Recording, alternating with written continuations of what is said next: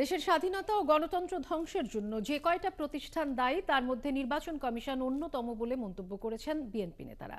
দলের সিনিয়র যুগ্ম মহাসচিব রুহুল কবির রিজভী বলেন, আওয়ামী লীগ আমলে নির্বাচন কমিশনে থাকা সবাইকে কাঠগড়ায় দাঁড় করানো উচিত। সরকারের কাছে একটি নির্বাচনী রোডম্যাপ দেওয়ার দাবি জানান তারা। হাবিব রহমানের প্রতিবেদন। নেতাকর্মীদের নামে বেশ কিছু গণমাধ্যমে ভুল সংবাদ দেওয়ার প্রতিবাদে নয়াপল্টন কার্যালয়ে সংবাদ সম্মেলন করেন বিএনপি নেতারা।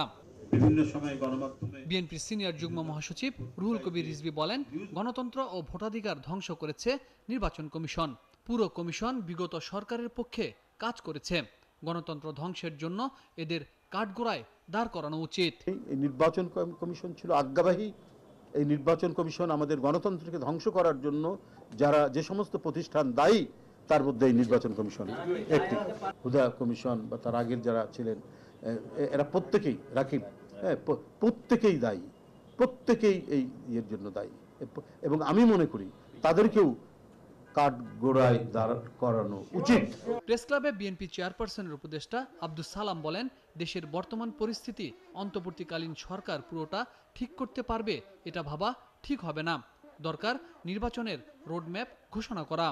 কোনোভাবে গণতন্ত্র ছাড়া, মানুষের ভোটের অধিকার প্রতিষ্ঠা করা ছাড়া, মানুষের মতামত নেওয়া ছাড়া কোনো কিছুই করা সম্ভব না।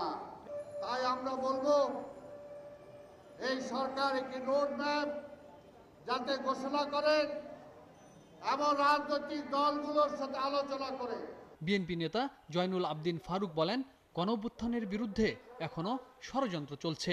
কার নির্দেশে শত শত যুবককে খুন করা হয়েছে, সেই খুনি শেখ হাসিনা নির্দেশদাতাকে কেন কিভাবে ক্ষমা করা হয় রাজনৈতিকভাবে আমি বুঝে উঠতে পারছি।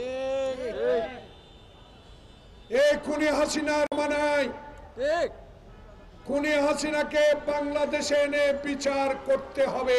গণহত্যার নির্দেশদাতা সাবেক প্রধানমন্ত্রী শেখ হাসিনা সহ জড়িত সবাইকে আইনের আওতায় আনারও দাবি জানান বিএনপি নেতারা।